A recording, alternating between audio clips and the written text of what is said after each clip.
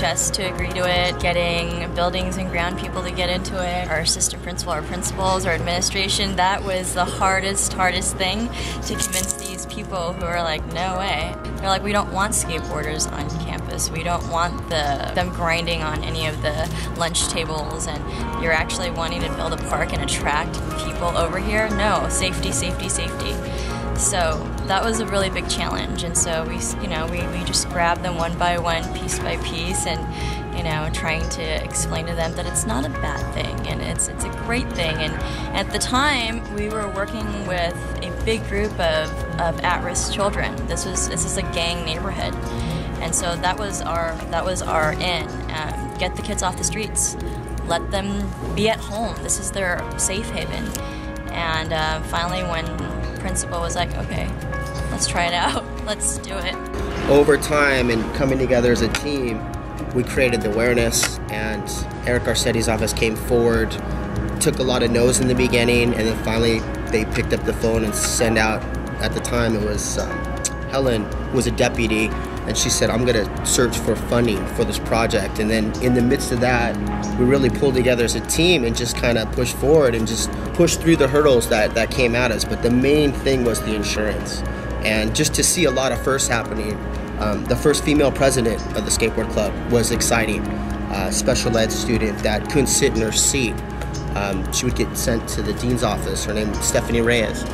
Fall out of her chair 10 times. I truly believe that the sport of skateboarding and giving her the responsibility of leading the club really helped out. And then other pieces came into place. There was just a lot of firsts. And with Saul and I pulling out the equipment, it was amazing. And then everybody coming out doing the local skate contests, and it just brought a culture of skateboarding to this campus. I work with special ed kids, children that have autism, learning disabilities, and I think what skateboarding means to LeConte right now is it's truly becoming a sport, and behind that sport will be incentives to raise awareness, but the grades, the physical ability that these kids have to achieve, and gathering all that information. But as a special ed teacher, you set individual goals for each student, and I think there's one way of doing the incentives, individual goals for certain students. For example, if a kid is not coming to school and he has fails, and he starts to show progress and gets signed off from his teachers and does not have any fails, he should have the right to skate. Or there's the other student that may have D's that needs to be more like a 2.0 grade point average. There has to be some kind of incentive, and I think through the Field of Dreams that's been built, they will be standing outside the gate until they hit their individualized goal in order to skate and get signed off. And then the kids that are doing great, they just increase self-esteem, they increase their academics, the physical activity.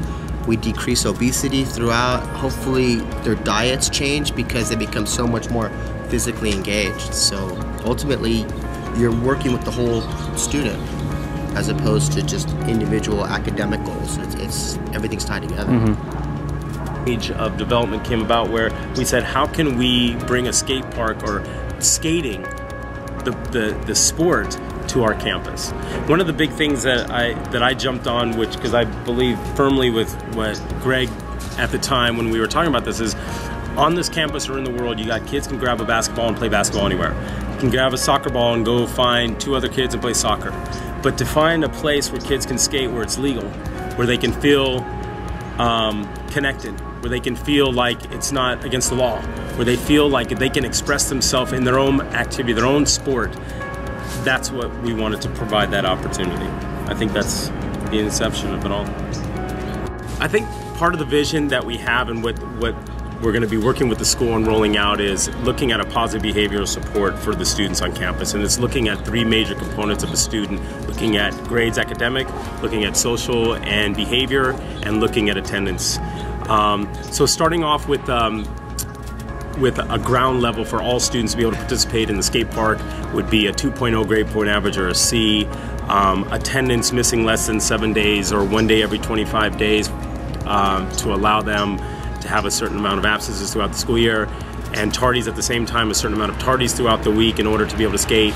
And then lastly, conduct, as far as not having behavioral problems, being in the dean's office, being kicked out of class for whatever reason.